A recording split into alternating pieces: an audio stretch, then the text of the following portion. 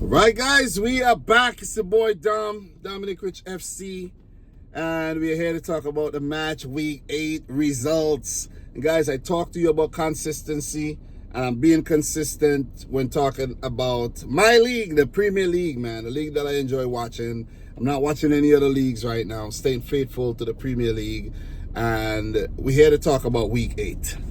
Let's talk about week 8, man. What a week! What a week! Every time you come back from the international break, it's weird. You know what I'm saying? Let me turn off that light so I don't burn, suck down the battery. But yeah, let me wind down this glass, get some ventilation in here. I just pulled over by the side of the road because I want to do a quick fire reaction of match week 8, man. I have to get it done today, Sunday, because if I don't, then it'll lose the traction and the momentum. Guys, smash up the thumbs up button while you're at it. If you're a City fan, of course, like the video. A Liverpool fans, big up all the Liverpool fans. I know y'all are going to come out for this one because you do come out when you win, not when you lose or draw. So big up all the Liverpool fans. Big up all the Premier League fans, the Arsenal fans. Big up yourself. Spurs, Bournemouth, Aston Villa fans. Big up yourself, man. Wolves, oh, big up yourself. So, Man United fans, no, not you. Everybody except you. Not you. So, guys, West Ham fans. So, let's start, man. Tottenham 4, West Ham 1. I actually predicted a draw for this one. And West Ham started out really good with an 18th-minute goal by Mohamed Kudus, who did later get sent off in the game for slapping up a couple people. You gotta be careful, Kudus. You can't be doing that, man. You gotta control your temper. You're a grown man. You can't be acting like a little boy throwing a tantrum. So then Kulusevski equalized in the 36th minute. He had a really solid game. Yves Bissouma in the 52nd, and Alphonse Areola own goal, and then Heung-min Son doing his thing in the 60th minute with a well-needed goal. And Ange Postecoglou's Tottenham Hotspur bounced back after, that embarrassing loss to Brighton in their previous match to defeat West Ham 4-1 in this very spicy London derby. And Postecoglou needed a response from his team, and they give him a response. So, well played Spurs, because it could have well been another negative result for them, seeing that West Ham scored first, and they had a lot of momentum going for them, you know what I mean? And let me ask you guys something, right? When Lucas Paqueta got that yellow card in the 42nd minute, did anybody else think like, oh, there we go? Did he get that yellow card on purpose? He's always, caught up with these betting things, man. Come on, Paqueta. Come on. I don't know why players do this, though. But, guys, I'm not going to dilly-daddle on these matches for super long. But Lopetegui and West Ham, they need to get their act together. Anytime they develop a head of speed, it's like they take 2 steps back. So it's been a poor season, so far for the Hammers, indeed. They're currently 15th. 11 points, not terrible, but poor, in the sense that, they spent money, new coach. I think they should have been like around, they're not that bad compared to the other teams ahead of them, but 4 more points would have put them in a better position. Let's see. You see what I mean? Spurs are 7th. 13 points. Well, West Ham do have only 8 points. Pardon me. Only 8 points. I don't know what I was thinking with 11, but about 4 more points would have put them like 12, 9th in the table. So, yeah. Yeah, they need to do a lot better. But Spurs 7th, 13 points, and they're only 4 points behind the top 4. So Aston Villa 4th with 17 points. So not a terrible start, Spurs. So we're going to keep it moving, guys. Let me know if you have any thoughts down below. I will definitely appreciate that. So Man United 2, Brentford 1. I did predict Brentford to beat Man United. And they were looking like it. when Ethan Pinnock scored a really good header in first half extra time. But as soon as the second half started, Alejandro Garnacho with a beauty of a goal and Rasmus Highland with a deft touch over the keeper to make it 2-1 to United. Brentford, it was very spirited fight, and they looked good throughout the game. But you got to give a lot of credit to Manchester United for not folding under pressure, first of all, and dealing with injuries and, all that sorts of stuff, switching and changing of players. That could really throw any team off. And coming back from the international break and putting together a decent enough performance to take all 3 points in front of their fans. You got to give them credit. I know I like to joke around about United and they're my rivals and all, but give credit when credit's due.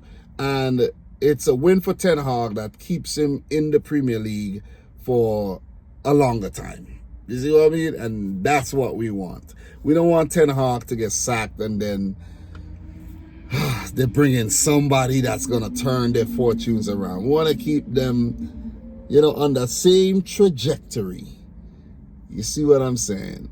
So for Manchester United, they definitely climb up the table.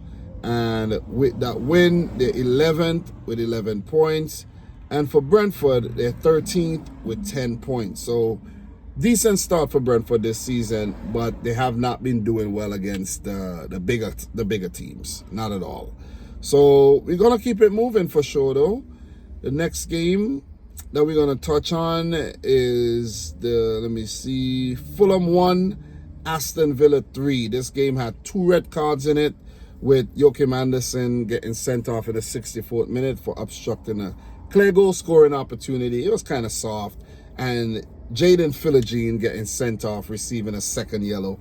Very soft as well. So Raul Jimenez with a very good goal, sneaking in at the near post.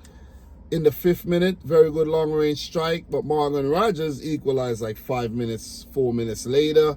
Ollie Watkins with a brilliant header in the second half, and Issa Diop forced an own goal there in the 69th to give Unai Emery's men a good 3-1 win. But I have to say, Fulham did put up a fight, and it was a good contest between these two clubs.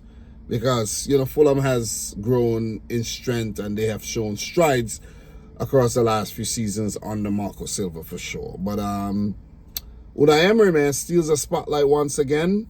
And kudos goes to Emi Martinez saving that Andres Pereira penalty.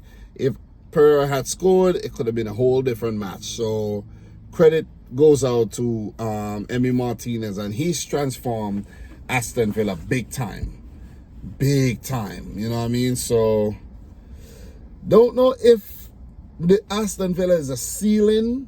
No disrespect to Aston Villa, but I don't know if Emi Martinez has like aspirations of playing for one of them teams in Spain, a Barcelona, a Real Madrid, maybe a Juventus, a Bayern. Who knows, man? Who knows? Sky's the limit for Emi Martinez. He sure does have the character, the fight, and the skill. But big win for Aston Villa. I did predict a 3-1 win as well. So, pat on the shoulder for me. Yeah. We're going to keep it moving, though. I'm not going to linger and dilly-daddle on this match.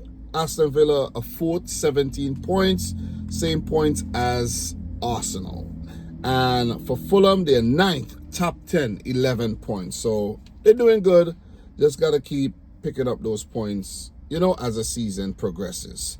So the next few games, I did not, I did watch. I did have the Newcastle Brighton game playing, more like background music. So Welbeck in the 35th minute was the only goal in this game. I predicted a 1-0 win for Newcastle, ended in a 1-0 win for Brighton. Quality away win there. Not many teams go to Newcastle and, walk away with 3 points. So you got to give Brighton a lot of credit there. Back-to-back wins, impressive against Spurs, and now against Newcastle.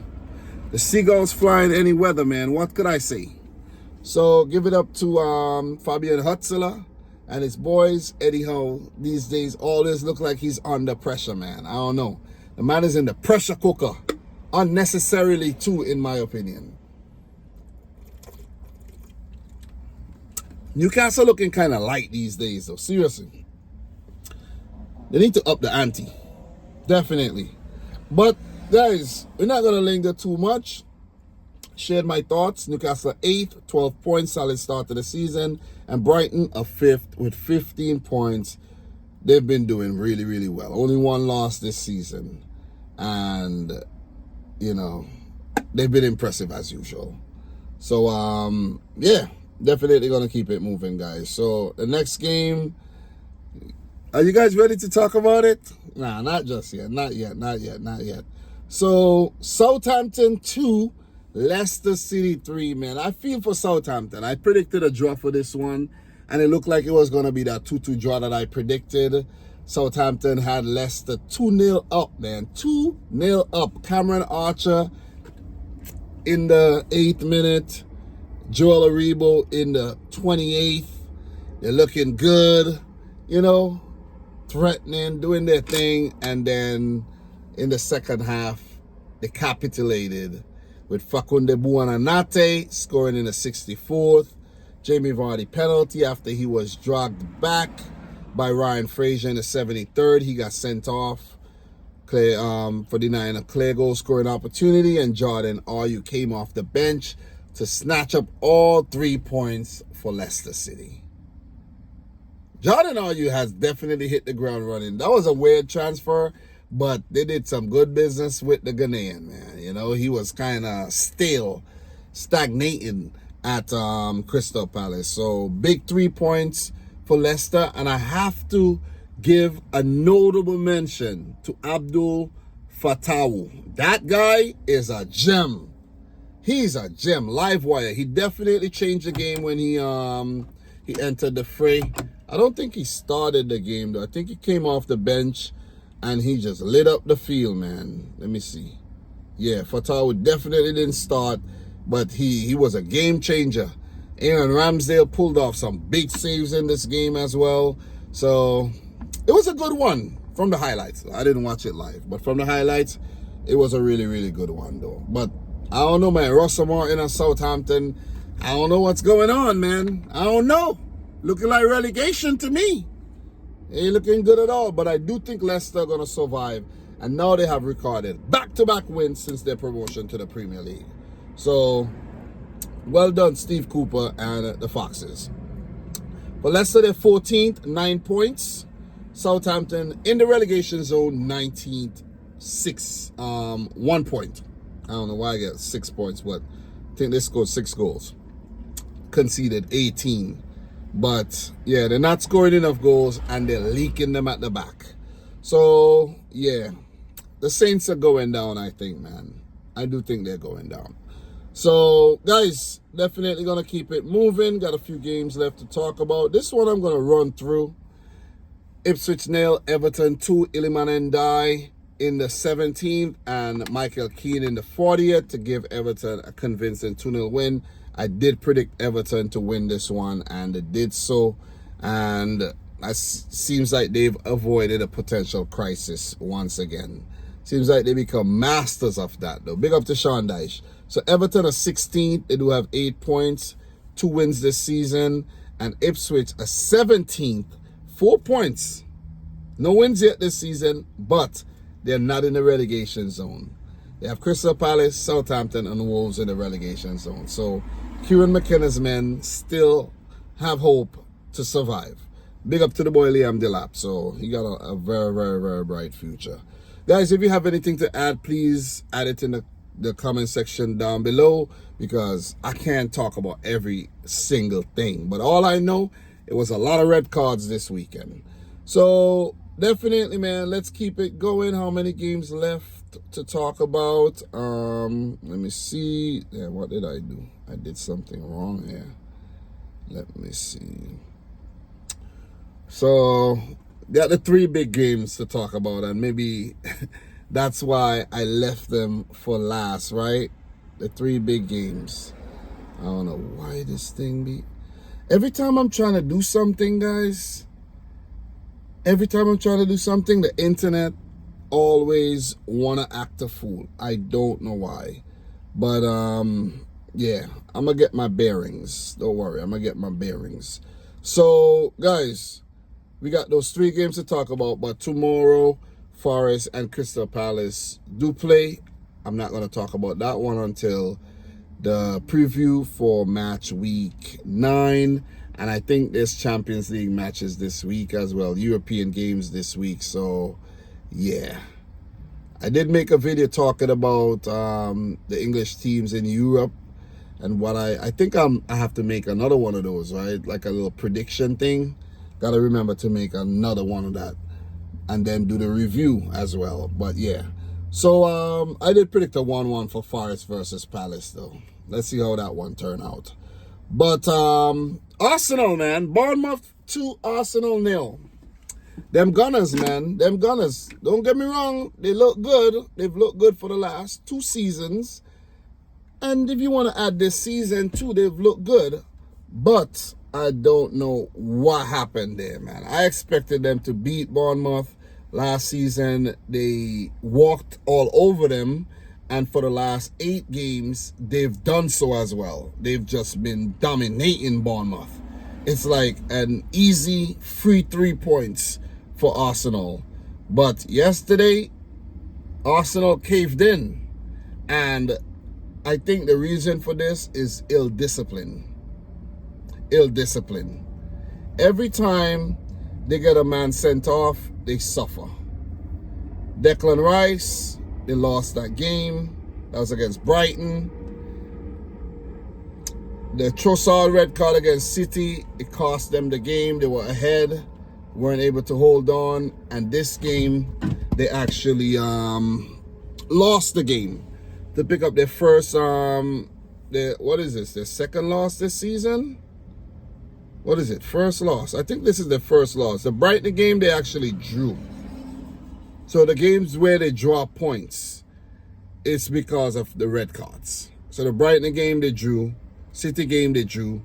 And now they lost. They weren't able to actually, salvage anything from this game. And I'm happy about it because Arsenal are a threat. You see what I'm saying? And as a City fan, I'm happy about it. I love to see it. But you got to give a lot of credit to Andoni Iraola. Andoni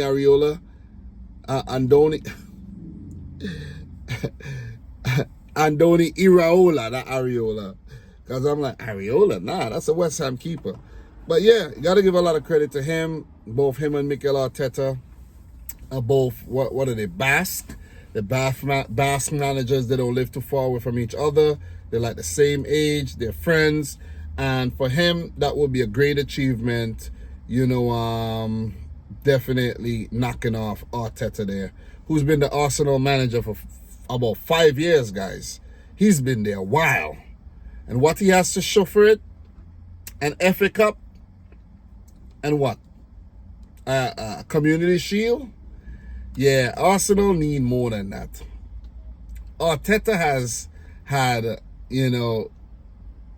a lot of money to spend, and he's done well. Don't get me wrong, he's done well. But if that was another manager, he would have got the sack already, man, for not winning enough trophies. Seriously. Like, you gotta win some trophies. You gotta deliver some trophies, Arteta. And if Arsenal are gonna put out performances like this, we're not going to see those trophies, man. And I'm talking about Premier League or Champions League. I'm not talking about no League Cup or no FA Cup. I'm talking about Premier League. Arsenal third, 17 points. Only 3 points behind City, 4 points behind Liverpool. They're not far behind. So it's not the end of the world. They don't have to hit the panic button. They just have to go back to the drawing board and go again. You see what I'm saying? No need to panic. No need.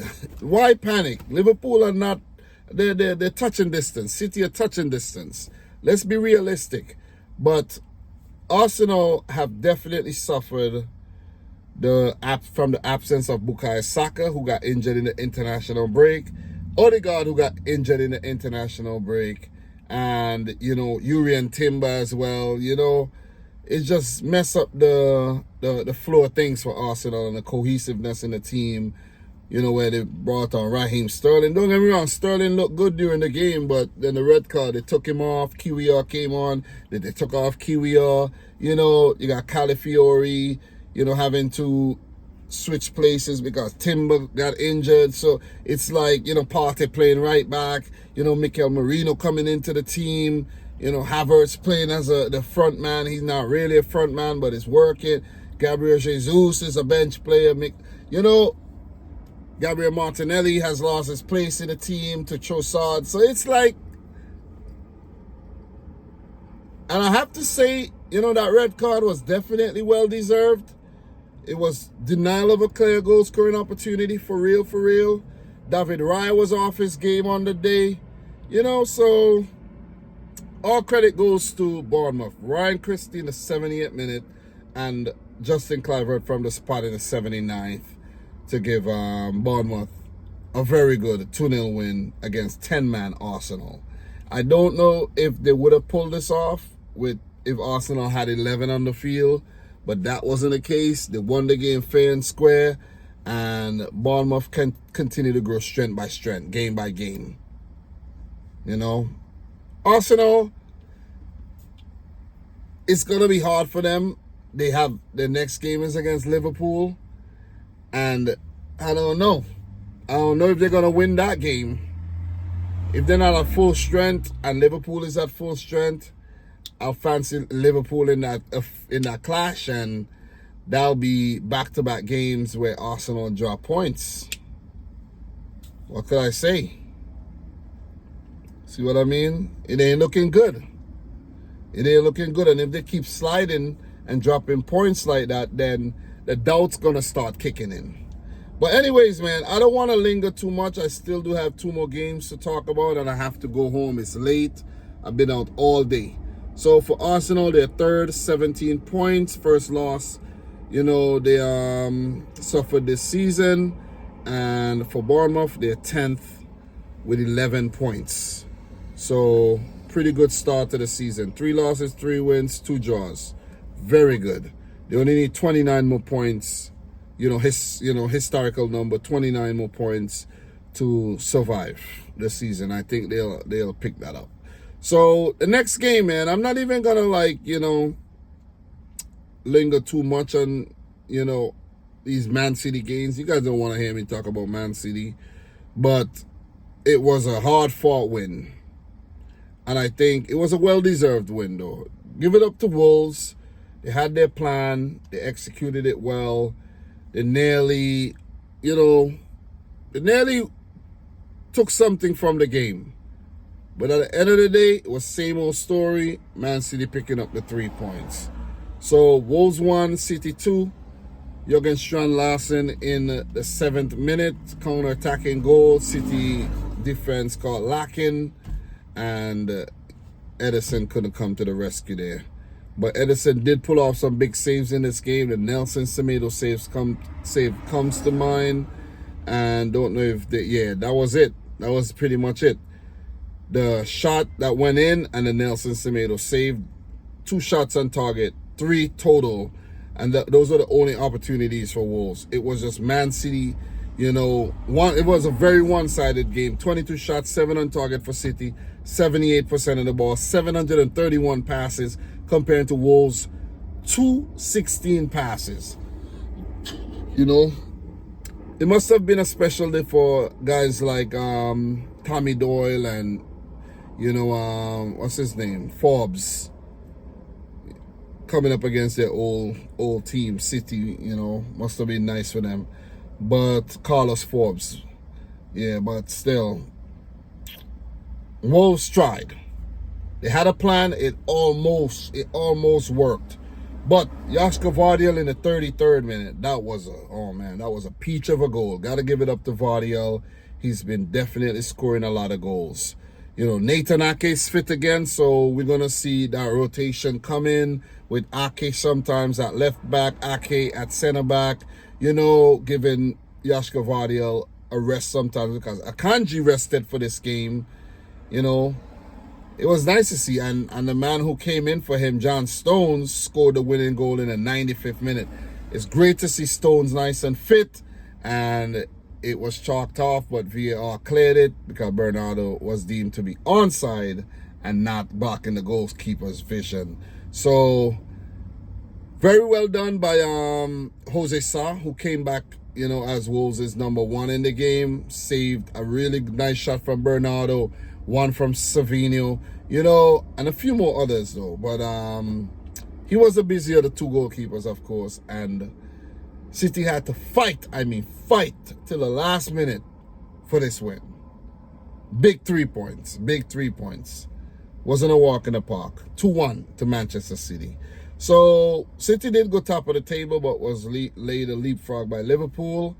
And they're second right now, 20 points. Still, well, the only unbeaten team left in the Premier League. Wolves, the bottom of the table, with a solitary draw, picked up this season, and that's been it. 7 losses, you know, same record as Southampton. It ain't looking good for Gary O'Neill, but he looked pretty calm at the end of the game, you know, shook the players' hands and stuff like that. He looked pretty calm because, look, man, at the end of the day, if they sack him, he'll get a severance package, and most likely he'll get another job pretty soon. Might not be a Premier League job, but you never know. So, guys, last but not least, Liverpool 2, Chelsea 1. I predicted a 2-2 affair. It could have been a 2-2. Chelsea played really well in this game. They would feel unlucky not to walk away with at least a point. 12 shots, 2 on target, 58% of the ball, boss possession. But Liverpool, 9 shots, 5 on target, 2 in the back of the net. Salah from a penalty in the 29th minute. Nicholas Jackson did equalize in the 48th, subject to VAR, but he was kept onside by Ibrahima Konate. And then Curtis Jones, 3 minutes later, give Liverpool the lead. I think Gakpo scored as well in this game, but the goal was chalked off, if I could recall. You know, so it was a good game. It was a good game, man. You know what I mean? You got to give Chelsea a lot of credit. They look very, very solid. The young bunch, you know, under Maresca. But it was Arne Slot's men that came out on top. And looking at Slot on the sideline, man, I could see the dog in Slot. I could see the dog coming out. When he gets mad, you could see that you know, very humble and meek figure of Arne Slot disappear. And you could see that dog. Hoof, hoof. See what I'm saying? Giving Liverpool that bite. You know, that they need to pick up 3 points here against Chelsea, though. So Curtis Jones starting. He had a pretty good game. I think Szoboszlai came off the bench. You know, not Szoboszlai, but McAllister came off the bench. And, yeah, Szoboszlai, Salah, and Gakpo, along with Jota played. Jota had to come off early. I think he got injured. So quite unfortunate for him and, of course, the Liverpool fans.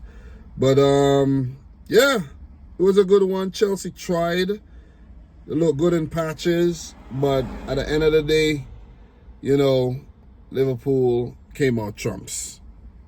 Definitely came out on top. And I think it was a well-deserved win, man, you know. They put away the chances that came to them, and the better chances, they put them away, and Chelsea wasn't able to do the same. Reece James started a game for the first time in almost a year. Nice to see him back, and they'll have to manage his workload and get him back, you know, to full strength. But, guys, I don't think I have much more to add, but, you know, for all the Liverpool fans that's here, let me give you some more beef, okay? Liverpool have won 10 of their 11 games across all competitions this season, losing once. That was against Forest. Their most victories after that many matches in a campaign since 1990-91 under Kenny Dalglish. Also 10. So kudos to the man Slot for what he's done since he came in as Liverpool manager. Liverpool are definitely looking like title contenders without a doubt. Of course, coming up against Manchester City and maybe Arsenal and Aston Villa. So, yeah, it could be a 4-horse race. Chelsea haven't won any of their last 10 meetings with Liverpool across all competitions. Drawing 7, losing 3. While only once in their history have they had a longer winless run against the Reds, which was 11 games between May of 1985 and October of 1980. Chelsea, man, can't get the better of Liverpool. Only Pep Guardiola won first 10 has reached 10 wins in all competition as a Premier League manager in fewer matches than Arne Slot, who won 10 out of his first 11 with Liverpool. Give it up to the man Slot. Give it up to Liverpool. And it seems that the Liverpool City clash, rivalry is back on. And it's not going to be Arsenal this year. But guys, I'm tired, man. I'm tired. I'm about to bounce out of here. 30 minutes, not bad. I just wanted to make sure I do this video, keep the thing going. Liverpool, on top of the league right now with 21 points. Chelsea are 6th with 14 points. So, definitely, man. Thanks for watching this one. Let me know your thoughts down below. Let me know if I miss any major talking points. We'll talk again sometime this week if I do decide to, do something on the Champions League. But, yeah, just had to get this one off my chest, man. Consistency is key, guys. So, from your boy Dom, this is Dominic Rich FC. Like the video if you haven't yet done so. Subscribe if you're new. And until next time, peace out. Rich Squad. Peace.